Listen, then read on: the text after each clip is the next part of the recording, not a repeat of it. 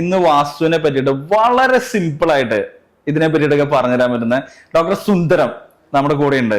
നമ്മൾ പലപ്പോഴും അനുഭവിക്കുന്ന ഒരു വലിയൊരു ബുദ്ധിമുട്ടാണ് ശരിക്കും ഈ ഒരു തെക്കോട്ട് ദർശനം എന്ന് പറയുമ്പോൾ ആളുകൾ അത് വേണ്ട, നമുക്ക് പിന്നെ നോക്കാം അല്ലെങ്കിൽ വേറെ നോക്കാം എന്ന് പറയുന്നത്.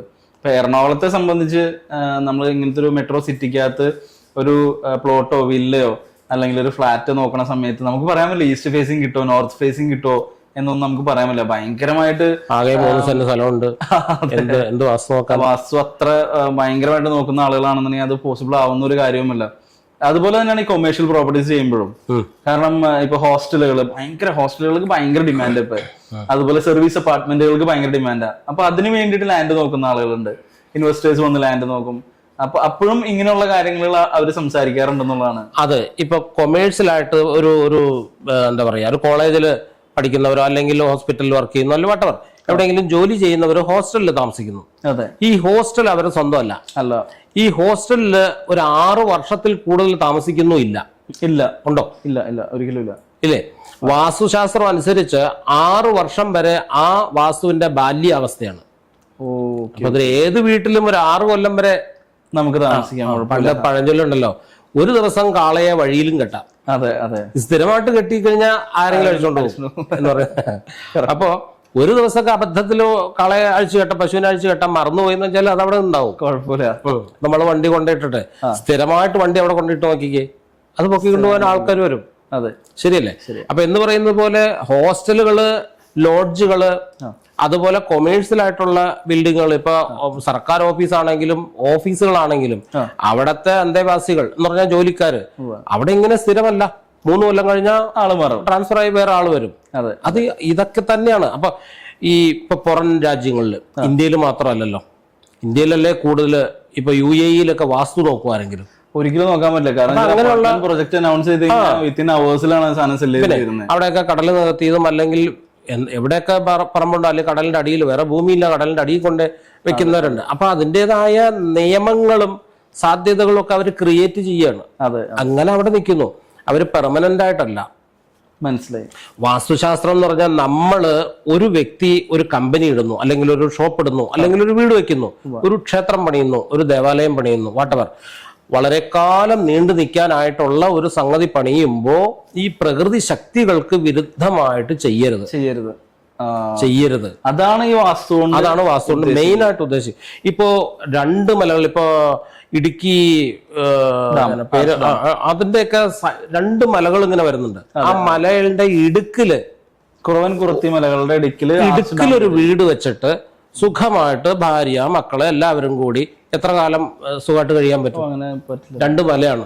അതെ അതെ, കുറച്ചു കാലം കഴിയുമ്പോൾ ഉരുള് പൊട്ടി ഇതൊക്കെ കൂടി വന്നാൽ ഈ ഏത് വഴിയായി വെള്ളം ഒഴുകി പോകുന്നത്? അതെ അതെ, ഭയങ്കര റിസ്ക്. അവിടെ പറ്റുമോ? അപ്പൊ ഇങ്ങനെയൊക്കെയുള്ള കാര്യങ്ങളാണ് വാസ്തു എന്ന് വെച്ചാൽ. ഗ്രഹം ഒരു മനുഷ്യാലയം, ദേവാലയമുണ്ട്. മനുഷ്യന് സുഗമമായി താമസിക്കുവാനും കിടന്നുറങ്ങുവാനും അഭിവൃദ്ധി പ്രാപിക്കുവാനും പരമ്പര ഉണ്ടാകാനും വേണ്ടിയിട്ട് പ്രകൃതി ശക്തികളെ ഏകോപിപ്പിച്ചുകൊണ്ട് നിർമ്മിക്കുന്ന നിർമ്മാണ പ്രവർത്തികളെയാണ് വാസ്തുശാസ്ത്രം കൊണ്ട് ഉദ്ദേശിക്കുന്നത്. ശരി, ഇത്ര വളരെ സിമ്പിൾ ആയിട്ട്. ഇതിനകത്ത് വേറെ ഒരു കോംപ്ലിക്കേഷനും ഇല്ല. കാരണം എന്താ വെച്ചാല്, നമ്മള് ഇപ്പൊ റിയൽ തിയറിയില് ഒരു പ്രോപ്പർട്ടി പർച്ചേസ് ചെയ്യാൻ വരുന്നവരായിക്കോട്ടെ, ഞങ്ങളും ആഗ്രഹിക്കുന്നത് ഒരാളൊരു ഭവനം വാങ്ങാനാണ് വരുന്നത്. അയാളുടെ ആയുസ്സിൽ ചിലപ്പോ ഒരെണ്ണം മേടിക്കാൻ ചിലപ്പോൾ പറ്റുള്ളൂ, ചിലപ്പോൾ പലതായിട്ട് മേടിക്കാൻ പറ്റുന്നവരുണ്ട്. ഒരെണ്ണം വാങ്ങിയ അവർ എഗെയിൻ ഒരെണ്ണം കൂടി അവർക്ക് വാങ്ങാൻ സാധിക്കണേന്ന് പ്രാർത്ഥിച്ചിട്ടാണ് ഞങ്ങളൊരു ഭവനം മേടിക്കാനുള്ള സ്ഥലമായിക്കോട്ടെ അല്ലെങ്കിൽ ഫ്ലാറ്റോ ഇല്ല എന്തായാലും നമ്മള് പർച്ചേസ് ചെയ്യാൻ സഹായിക്കുന്നത്. അല്ലെങ്കിൽ ഒരാളൊരു പ്രോപ്പർട്ടി സെല്ല് ചെയ്യാനായിട്ട് റിയൽ തിയറിയിൽ വന്നു കഴിഞ്ഞാല് നമ്മൾ അതിനു വേണ്ടിയിട്ടാണ് പരമാവധി ഞങ്ങൾ സഹായിക്കാറുള്ളത്.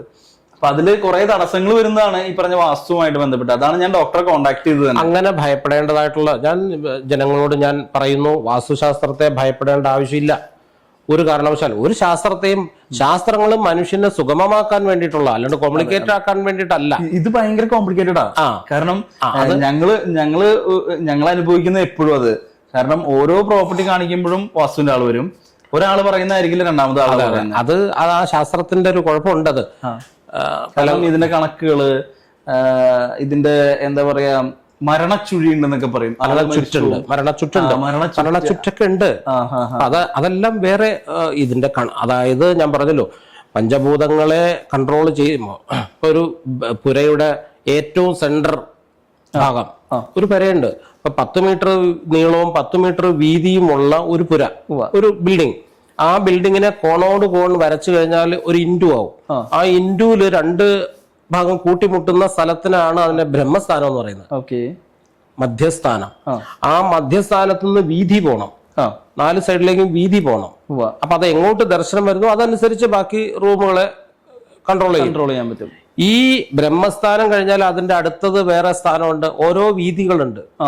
ഇങ്ങനെ ലാസ്റ്റ് വന്ന് കോമ്പൗണ്ട് വാള് വരും. ഈ കോമ്പൗണ്ട് വാളിനെ പിശാചി വീതി എന്നാ പറയാ.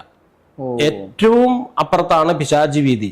അപ്പൊ നമ്മളൊരു ബിൽഡിംഗ് ചെയ്യുമ്പോ അല്ലെങ്കിൽ ഒരു സ്ഥാപനം ചെയ്യുമ്പോ, നിർമ്മാണം ചെയ്യുമ്പോ ഈ പിശാചി വീതിയും മെയിൻ സ്ട്രക്ചറും, മെയിൻ തായ്പുര എന്ന് പറയും, തായ്പുരയും പിശാചി വീതിയും തമ്മിൽ ഒരു ബന്ധവും പാടില്ല. അത് ഈ ഷീറ്റ് ഇട്ട് നീട്ടി എടുക്കും, എന്നിട്ട് മതിലിന്റെ മുകളിൽ കൊണ്ടുപോയി കാല് കൊടുക്കും. അപ്പൊ ഈ കണക്കെല്ലാം പോയില്ലേ? മനസ്സിലായി. അത് പക്ഷെ ഇന്നത്തെ കാലത്ത് നടക്കുമെന്ന് എനിക്ക് തോന്നുന്നില്ല. കാരണം വെച്ചാല് ഒരു 3 സെന്റിന്റെ അകത്ത് വീട് പണിയുന്ന ആളുകൾക്ക് ഒരു കിച്ചൺ പണിത് കിച്ചന്റെ പുറത്തേക്ക് ഒരു വർക്ക് ഏരിയ ചെയ്യുന്ന സമയത്ത് ഇത് പുറത്തേക്ക് മതിലുമ്പോ കണക്ട് ചെയ്തേ പറ്റൂ. ഈ മതിലുമായിട്ട് മുട്ടിക്കാതിരുന്നാ മതി, ഷീറ്റ് ഇട്ടോളൂ. ഷീറ്റ് ഇടാൻ കുഴപ്പമില്ല. ഇങ്ങനെ മതിൽ നിൽക്കുകയാണെങ്കിൽ ഷീറ്റ് ഇങ്ങനെ ഇടാം. അപ്പൊ ഈ ഇപ്പുറത്തേക്ക് മാറ്റിയിട്ട് ഒരു കമ്പി വെച്ചാൽ മതി. GI പൈപ്പിന്റെ തൂണ് കൊടുത്താൽ മതി. മതിലുമായിട്ട് മുട്ടരുത്. അതിനൊരുപാട് ലൂപ്പ് ഹോൾസ് ഉണ്ടല്ലോ, സൊല്യൂഷൻ ഉണ്ട്. മനസ്സിലായി. അങ്ങനെ ചെയ്തു കഴിഞ്ഞാൽ ഈ പ്രശ്നമില്ല. അതിപ്പോ ഈ വാസ്തു വിട്, നമ്മള് വീട്ടില് കറണ്ട് കുത്തിയിട്ട് ഒരു വയർ ലീക്കായി അടുക്കളയിൽ വെച്ചിരിക്കുകയാണ്. അടുക്കളയിൽ പ്ലഗ് കുത്തി മിക്സിയുടെ എന്തെങ്കിലും അവിടെ വയർ ലീക്കായിട്ട് മൊത്തം പാത്രത്തിന്റെ ഇതിനകത്തേക്ക് കണക്ട് ആയി, എന്ത് സംഭവിക്കും? മൊത്തം എർത്തടിക്കും. ഭാര്യയോ അല്ലെ അമ്മയോ ആരെങ്കിലും പോയിട്ട്, സർവന്റോ ആരെങ്കിലും പോയി ഒരു പാത്രം എടുക്കാൻ പോകുമ്പോ എന്തായിരിക്കും? എർത്തടിക്കും. പാത്രം എടുക്കാൻ പറ്റുമോ? അവിടെ തന്നെ നിൽക്കൂലേ? അതുപോലെയാണ് ഇത്. ഏതും എർത്താകരുത്, നെഗറ്റീവ് ആകരുത്, അത്രേ ഉള്ളൂ. മനസ്സിലായി. പിന്നെ ഇവര് തമ്മിലുള്ള ശക്തികളുണ്ട്. ഈ പഞ്ചഭൂതങ്ങൾ തമ്മിൽ കോൺട്രഡിക്ഷൻ വരരുത്. അത് ഇതിൽ മാത്രമല്ല, ഇപ്പൊ ഭക്ഷണത്തിലും അങ്ങനെ തന്നെയാ. മനസ്സിലായി. എന്താ, ഇപ്പൊ നെയ്യ് നല്ല വസ്തുവാ, തേനും നല്ല വസ്തുവാ. ഇത് സമം ചേർത്ത് കഴിച്ചാൽ എന്ത് പറ്റും? പോയിസണാവും. നല്ല പോയിസണാവും, മരിച്ചു പോകും അല്ലേ? ഇത് ഏതെങ്കിലും കുഴപ്പമാണോ? അതുപോലെ തന്നെ ചുണ്ണാമ്പ് നല്ല വെള്ള കളറാണ്, മഞ്ഞള് സമാധാനത്തിന്റെ കളറ്. ഇത് രണ്ടും കൂടി കൂട്ടി ഒന്ന് കുഴച്ച് ചോരയാവും. ഗുരുതിയില്ലേ? ഗുരുതി. മഞ്ഞളും ചുണ്ണാമ്പും ശർക്കരയും കൂടി കൂട്ടി കുഴക്കുന്നതാണ് നമ്മുടെ ഗുരുതി. അപ്പൊ ഗുരുതി കളറാവും. മനസ്സിലായി. ആരൊക്കെ അതും പണ്ട് പറയുന്നല്ലോ, filling the blank suitable words എന്നല്ലേ? അല്ലെ? നമുക്ക് സൂട്ടായിട്ടുള്ള സംഗതിയെ നമ്മൾ ഫില്ല് ചെയ്ത് കഴിഞ്ഞാൽ കുഴപ്പമില്ല, കറക്റ്റ് ആയിരിക്കും. അത്ര അത് തന്നെയുള്ളൂ ശാസ്ത്രം ഈ വാസ്തുവിലുള്ളത്. കോംപ്ലിക്കേറ്റഡ് ആയിട്ട് ഇതാണ്. അത് പലരും ഞാൻ മികവ് ഉണ്ട് എന്ന് പറയാൻ വേണ്ടിയിട്ട് പല ഭയപ്പെടുത്തിയൊക്കെ വെക്കും. മനസ്സിലായി. അതില് കുറച്ച് ആളുകളുണ്ടല്ലോ, ഇപ്പം നമുക്ക് വളരെ കുറച്ച് ആളുകൾ സൊല്യൂഷൻ പറയും. ഇപ്പൊ ഇന്ന ഒരു കാര്യമുണ്ട് ഇതിന്, പക്ഷെ അത് നിങ്ങൾ ഇങ്ങനെ ചെയ്താല് അതിനെ നമുക്ക് കവറപ്പ് ചെയ്യാം എന്ന് പറയും. ചിലർ അത് പറയില്ല. അതാണ് നമുക്ക് ചിലപ്പോൾ പ്രശ്നം ഉണ്ടാവാറുള്ളത്. പറയാൻ അത് ഒന്ന് അറിയണം. പിന്നെ അതിന്റെ ഏറ്റവും ലളിതമായ, ഇപ്പോ അങ്ങൊരു വീട് വെക്കുകയാണ്, അങ്ങ് ഇന്നത്തെ നമ്മുടെ രീതി അനുസരിച്ച് ഒരു സാമാന്യ വരുമാനം ഉണ്ടാവും. ആ വരുമാനവും ബാക്കിയുള്ളത് ഇപ്പൊ വൈഫിന്റെ എന്തെങ്കിലും ആഭരണം എടുത്തു വെക്കാം, പണയം വെക്കാം, അല്ലെങ്കിൽ വിൽക്കാം. അത് നമ്മൾ വീട് പണിയാൻ സ്വാഭാവികമായിട്ട് നമ്മുടെ നാട്ടിലൊക്കെ എല്ലാവരും ചെയ്യുന്ന കാര്യം. അതിൽ കുറച്ചിലൊന്നുമില്ല. ബാക്കി നമുക്കൊരു 10 ലക്ഷം രൂപ ലോണും എടുക്കാം. അപ്പൊ എവിടെയൊക്കെ നമ്മൾ തല വെച്ചു കൊടുത്തു? ഭാര്യയുടെ സ്വർണ്ണം എടുത്തു, നമ്മുടെ കയ്യിലുള്ളതെല്ലാം എടുത്തിട്ടു, ബാക്കി ബാങ്കുകാരുടെ കക്ഷത്തിൽ കൊണ്ടുപോയി നമ്മൾ തലയും വെച്ചു. അവൻ ഞെക്കുമ്പോ നമ്മൾ പിടയ്ക്കണ്ടേ? അല്ലേ? ഇത്രയും കോംപ്ലിക്കേറ്റ് ചെയ്തിട്ട് ഒരു വീട് വെക്കുമ്പോ എവിടെയെങ്കിലും ഒരു എർത്ത് വന്നാൽ, എവിടെയെങ്കിലും ഒരു നെഗറ്റീവ് വന്നാൽ എന്തായിരിക്കും അവന്റെ ടോട്ടൽ ലൈഫ്? ഭയങ്കര ബുദ്ധിമുട്ടായി പോകും. ഭയങ്കര ബുദ്ധിമുട്ടാവും. ആ ലൈഫ് അവന്റെ തലമുറയെ ബാധിക്കില്ലേ? ഒരു വീട്ടിലെ അച്ഛൻ ഫിട്ടപ്പായാൽ, അതായത് ദുഃഖിതനായാൽ, എല്ലാവരും ബുദ്ധിമുട്ടില്ല. മക്കൾക്ക് സന്തോഷം ഉണ്ടാവോ? അവർക്ക് പഠിക്കാൻ അച്ഛൻ്റെ കയ്യിൽ പൈസ ഇല്ല, അച്ഛനെ അവർ ചീത്തോന്നു.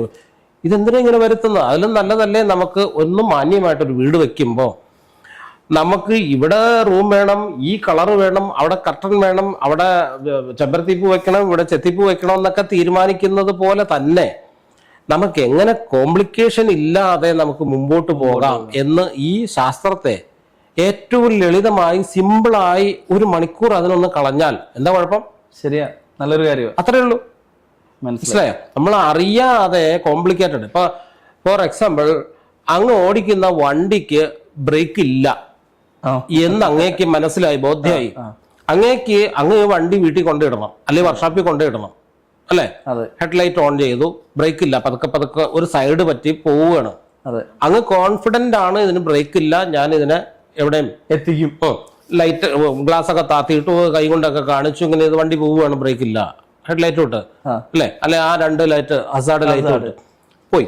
ഇങ്ങനെ പോയി കഴിഞ്ഞാൽ മറ്റുള്ള ജനങ്ങൾക്കും മനസ്സിലാവും നമ്മളിത് വളരെ സൂക്ഷിച്ച് എവിടെയാണോ എത്തിക്കേണ്ടത് അവിടെ കൊണ്ട് എത്തിക്കുമല്ലോ, കോൺഫിഡൻസ് ഉണ്ടല്ലോ. ബ്രേക്ക് പോയി എന്നുള്ളത് അറിയില്ല, വണ്ടി ഓടിച്ചോണ്ട് പോവുകയാണ്, പെട്ട് എന്ത് സംഭവിക്കും? വണ്ടി എവിടെയെങ്കിലും ചെന്ന് കയറും. ആ വണ്ടിയിൽ ആരൊക്കെ ഉണ്ടാവും? അമ്മയുണ്ടാവും, അച്ഛനുണ്ടാവും, ഭാര്യ ഉണ്ടാവും, മക്കളുണ്ടാവും, അല്ലെ? അവരൊക്കെ പെടില്ലേ? നമ്മുടെ അബദ്ധം കൊണ്ടല്ലേ?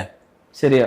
ഒരു കൊച്ചു കുഞ്ഞിനോ അല്ലെങ്കിൽ അറിവില്ലാത്ത ഒരാൾക്കോ അല്ലെങ്കിൽ കുട്ടികൾക്ക് വാസ്തു നോക്കാൻ പറ്റുമോ? അച്ഛാ വീട് പഠിക്കുമ്പോ വാസ്തു നോക്കണോട്ടോ എന്ന് ഏതെങ്കിലും കൊച്ചു പറയോ? ഇത് ആരുടെ ചുമതലയാ? കുടുംബനാഥന്റെ ചുമതലയാണ്, ഉത്തരവാദിത്വമുള്ളവന്റെ ചുമതലയാണ്.